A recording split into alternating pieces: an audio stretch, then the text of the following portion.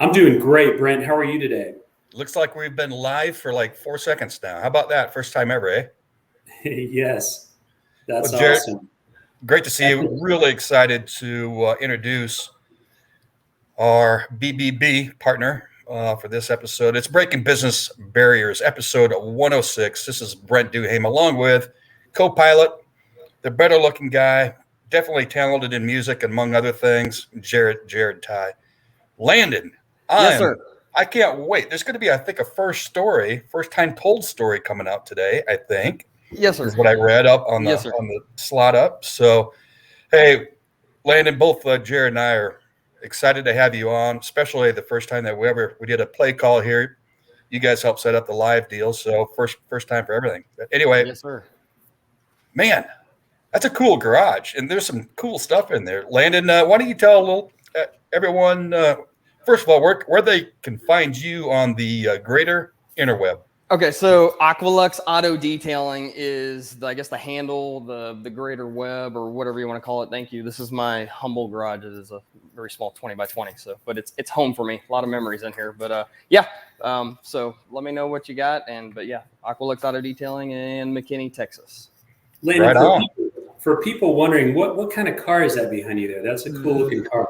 So first of all, I'm grateful to God that everything in my life. First of all, I got to get that out there. But it is a Porsche 911 996. It's one of my dream cars. I've worked really hard for it.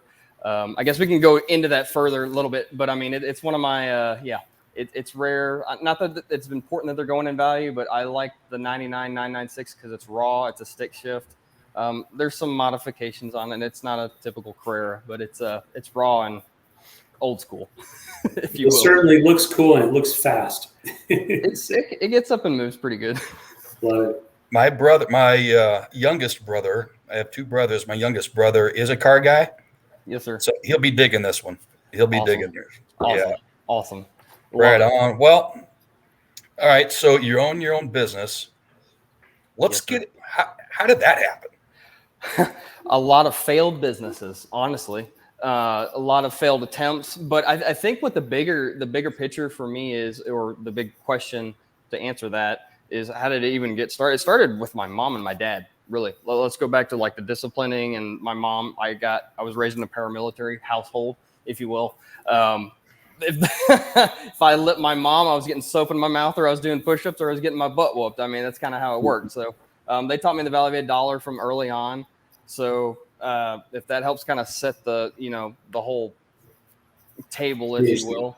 Yeah. So, I mean, long story short, I mean, it's this whole thing started it was therapeutic for me from the start when I started detailing cars. And I really didn't think anything about making money into it or anything. It was just something to do outside of my normal day job and stuff like that. After that, it started kind of growing after I bugged my mentor about 8 to 9 times. He's actually huge on YouTube, Scott Bly with Dallas Paint Correction. But that's actually really just kind of how that happened. And then I really wanted to learn how to make paint pop, polish it, and get all those defects out. But really, I had a fascination with that before and after. I guess there was a lot of gratifying stuff with it. And then knowing you could possibly see cooler cars. I mean, I've seen way cooler cars than this. This is not even some of the cool ones. But yeah, so does that kind of like synopsis it for you really good? I don't know if that's what you're looking for. Sure does. And I think the common thread with any entrepreneur that we've had on Breaking Business Barriers, they almost always, I don't think there's ever been one that hasn't said they failed multiple times at something. Correct. And it's hard, right? You're climbing that muddy hill. Yes. With no shoes, and sometimes it feels like you're going nothing but down rather than up. But you learn. So, all right. So let's dial it back. I was really intrigued with your bio. I'm not going to ask many questions. JT and I like to sit back and listen to you talk about your story. Okay. And I saw it. I'm sure Jared probably saw it. It's pretty cool, man. Pretty cool. Okay. Good to go. What a rip. So, do you guys want so I'm going to just start kind of where the fork in the road, if you will. How's that? So when I got in the Marine Corps, I we didn't have any. I didn't know what I was going to do. A long story short, fell on a job with Mary Kay because of doing a courier service. Long story short, worked with Mary Kay, loved that company, learned a lot. But before I started with them, there was a lot of stuff going on, and this is where I haven't told really anybody. I was kind of waiting for the right time to do this, and I want to say is part of my pride. I really haven't wanted to share this, and sometimes I don't know if there's like a right time or wrong time, but I really felt like it was kind of private to me for a while, and it was really humiliating to even admit from the get-go. So my in-laws invited us to live in their house when I got out of the Marine Corp. And so that actually entails more than just us and my 3 kids, my wife's older sister, their 3 kids, her grandmother, her baby sister, and her parents. So square footage takes up quite a bit. So you add that stressors. My wife is going to college full-time after she already has her bachelor's degree. So she already has one. Then she's going to nursing school. So she got that. We had 3rd kid while she's in nursing school. So you add all that, $900 a week in daycare. And then we're swiping plastic to stay alive. Every 4 months was $7,000. And so that literally led us to this, my breaking point, practically. Something was going to have to give. And it was us over $175,000 in debt. And you can get there really quick. And it sucks. And it's not easy to climb out of. But it's literally what pushed me to start detailing, along with the one drive I made one night to get gas. So I paid for gas. I'll never forget it. I was at an Exxon station. I went to that Exxon station. My little girl asked me for some gummy bears. I don't know if it's a male thing or just maybe just me, my personality, but I have some pride. But when you get to the checkout counter and you're not able to pay for what you put up there, and then everybody's behind you just looking at you, it's humiliating.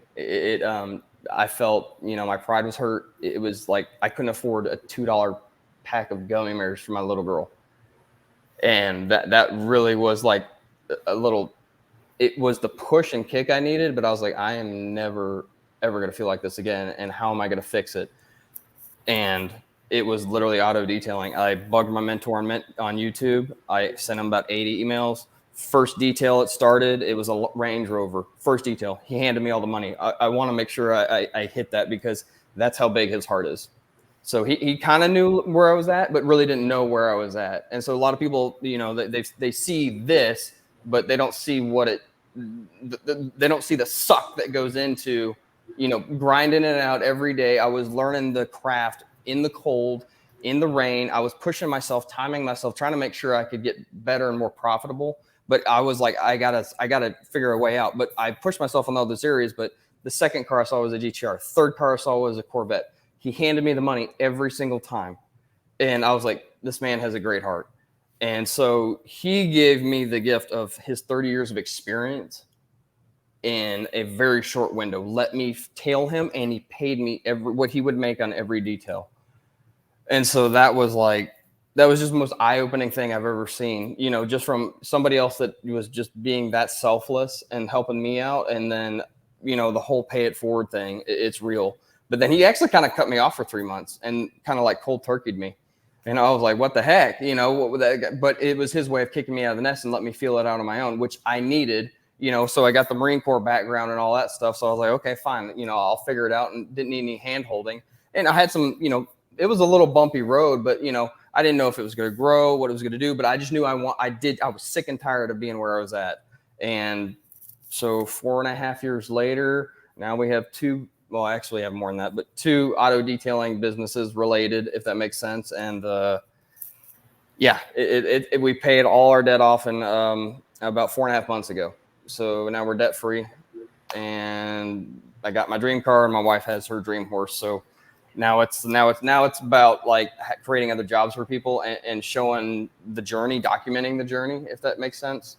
And I guess that's something for me, is a lot of people have been inspired by me because of where I've came from and where I'm going. What that looks like, I have no idea. I can't answer that, for anybody. But I know that if they can see my story and where I started, anybody can do it. You just got to want it, if you're hungry enough. Man, what an amazing story. I love the I love the fact that the type of work you do, could be, you're using your hands, it could be Right. considered blue collar work, if you will. Yet at the Yes. same time, you're a businessman. Yes. And, you also have, I've seen you teaching other people about just valuing their craft, Yes. about, charging something that's, not just cheap, but it's fair to both of you. So I've really enjoyed learning, from you and watching you mentor others. I'd love to take a minute and kind of step back. So you grew up in Denton area, just like me, Denton, Texas. Yes. And we know a lot of the same people, gone to the same churches there. What was it that made you decide to join the Marines?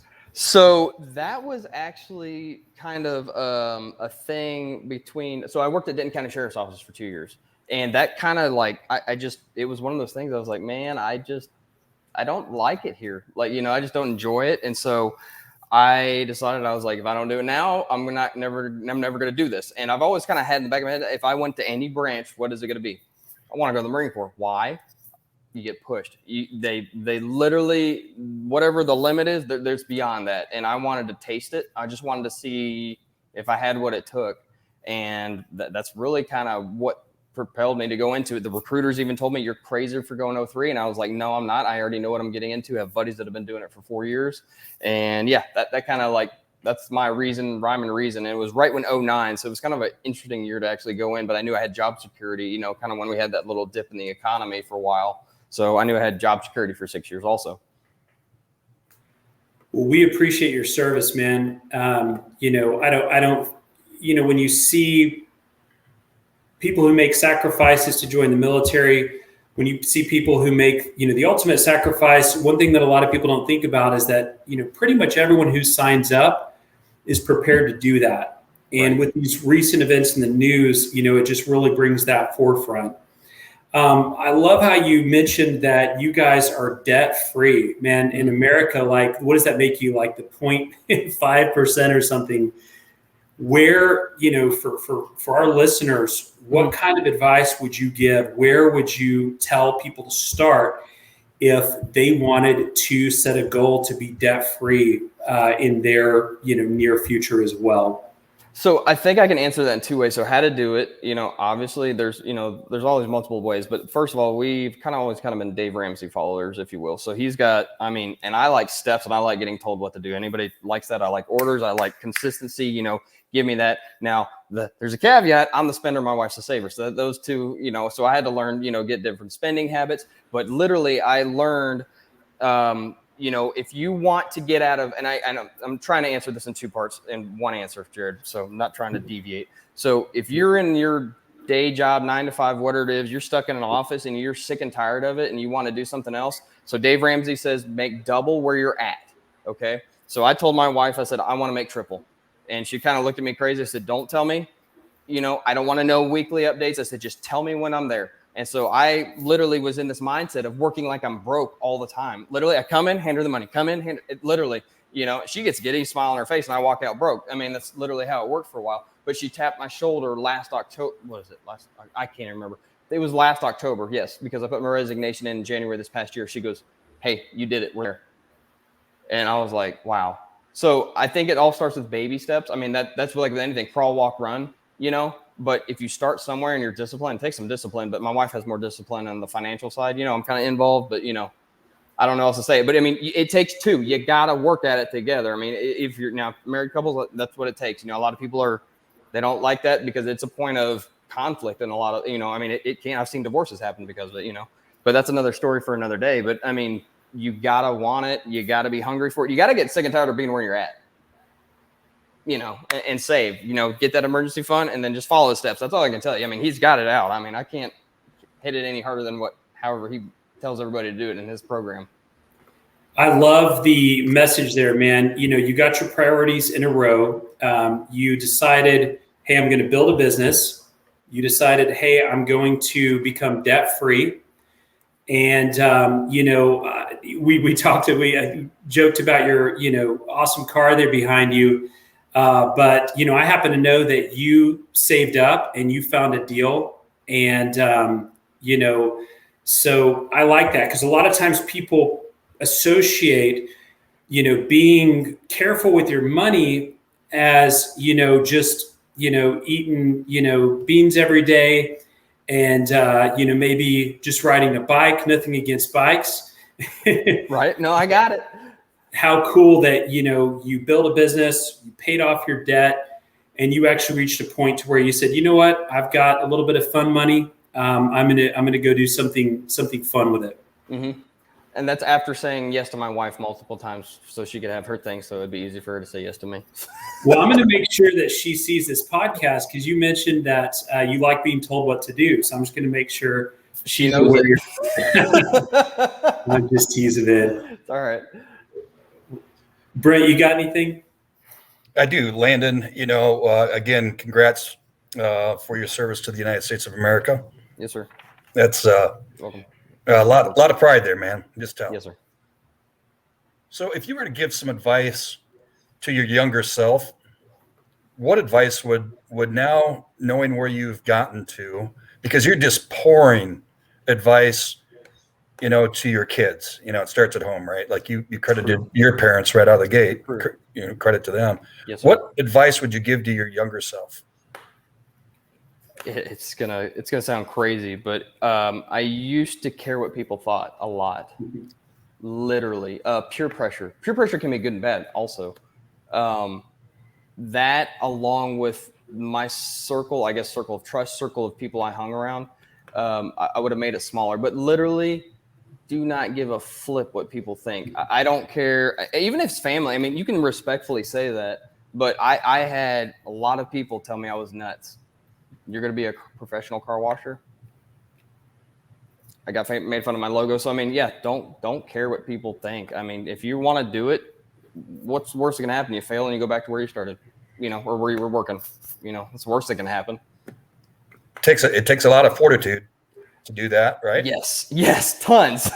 Lot, and you gotta keep at it every day. There's a lot of consistency. Landon, we talked to quite a few entrepreneurs, and everyone talks about marketing, and they talk about becoming hyper local, and they talk about getting in front of people. Mm-hmm. And I don't just mean in our podcast. I just mean I bump into people like that all the time. You're one of the people I can count on one hand who is really, really good about that. What kind of advice would you give to a business owner who, and quick story, not to get off on tangent, but I went to lunch with a guy once, and I said, a business associate, I said, man, you are really funny, and you have a very, you just have a very funny personality. I said, I only know that because I'm going to lunch with you. I was like, you're in sales.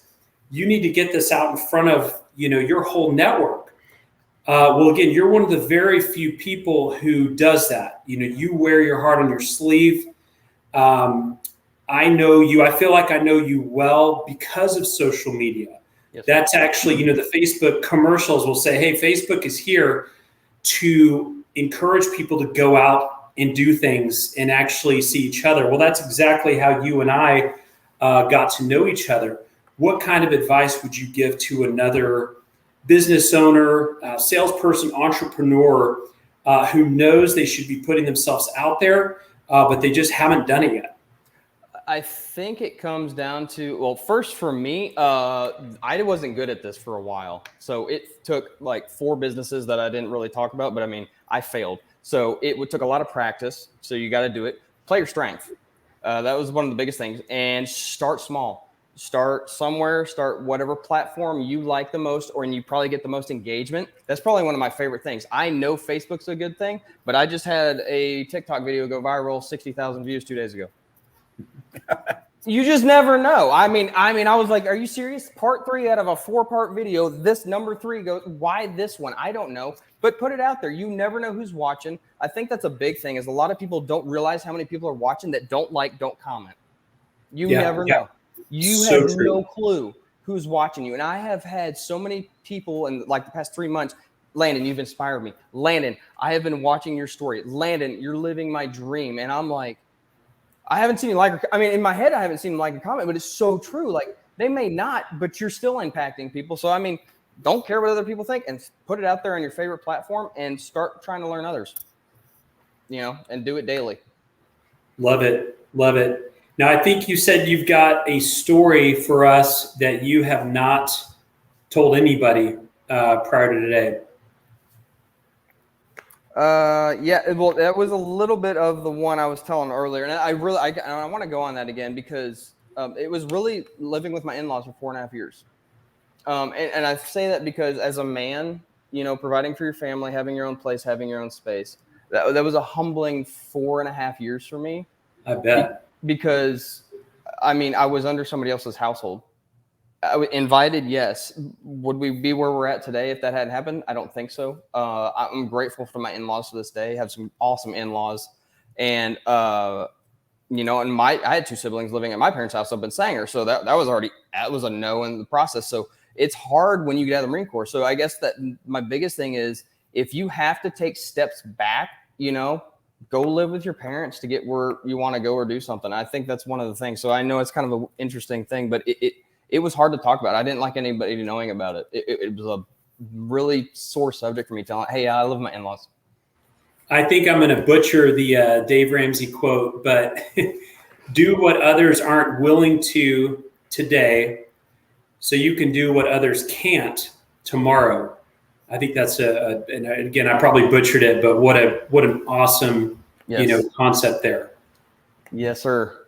Moving as we near the finish line here, and sometimes these just come out of the blue, but it, been pretty serious, been a great story, man. I mean, if that doesn't, I had goosebumps a number of times. So really cool to hear your story, Landon, and especially pretty deep in the heart.